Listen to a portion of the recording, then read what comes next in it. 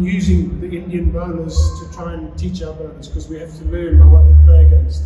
And we looked in our statistical stuff today, the consistency of the lines and lengths that Surya's bowled and the other two bowlers, the Indian seamers bowled, you could fit into the size of a laptop. You look at our guys, our seamers, we bowled some very good balls today, but our consistency is twice the size of this tabletop.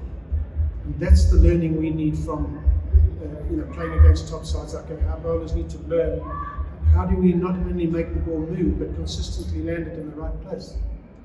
You spoke about learning, and what I have seen a lot of Indian players interacting with Zimbabwean players, and this is the kind of bonhomie between these two teams. Obviously on the field they are very competitive, but off the field it's like big brother teaching something, because they have obviously richer in experience, exposure. That is the camaraderie of cricketers, isn't it? And it's great that knowledge passes from one to the other. I mean, if I go back to my own career, and that's probably when we still had black and white TVs, but in those days, you learned by who you played against and who you talked to. There weren't coaches around to tell you to do this and that. And so I'm glad to see that still exists. And you're right, there's a very good association between our team and the Indian team. You think we lost it? Well, I mean, firstly, we have to be realistic as well. We're playing against a really, really good Indian side. So, you have to credit them firstly. The cricket they play puts us under a lot of stress from the first ball of the day to the last. We have got issues with our own team. The top of the order is a problem. It doesn't help with Craig Irvin being out at the moment as well. So I think if you saw in those qualifiers, we had Reggie up front with Craig, Sean Williams at 3, and it was a little bit more stable there. But again, you have to look at the standard of the opposition. With Craig's injury, we've played around a little bit at the top, and we still continue to do so. We're not finding a solution yet.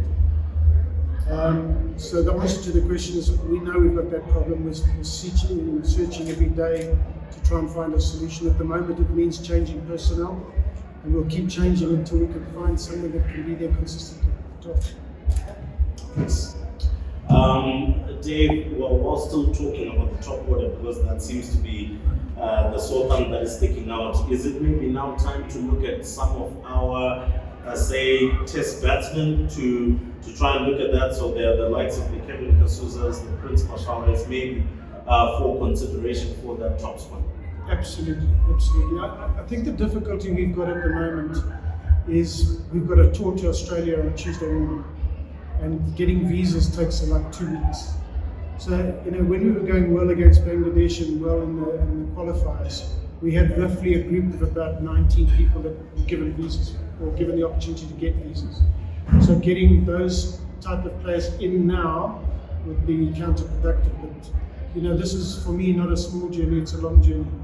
And while they might miss now and miss the trip to Australia for the 3 one-days, they're very much in contention when we start looking at our T20 side for the World Cup. Okay, so the first question with TK, and it was good to see him reach that pace, and actually more consistently around the sort of 130 to 140 mark, which was nice for us. We haven't had a good quick bowler for many years. I think he can bowl that pace consistently over a period of time. It's going to be great for us. He needs to get really fit and strong to do it. I felt today, after sort of 3 overs, he was already starting to go backwards in pace. And that's just a sign of somebody who hasn't done it for a long time and is not fit enough really to do that job for a long time. So I'm hoping as we go forward over the next couple of months, we'll get our fast bowling unit properly fit to bowl. And then I think we'll see some rather large improvements. In terms of the crowd, I went out at lunchtime with our guys in between innings to do the slip catching. And then I got the guys together in a group.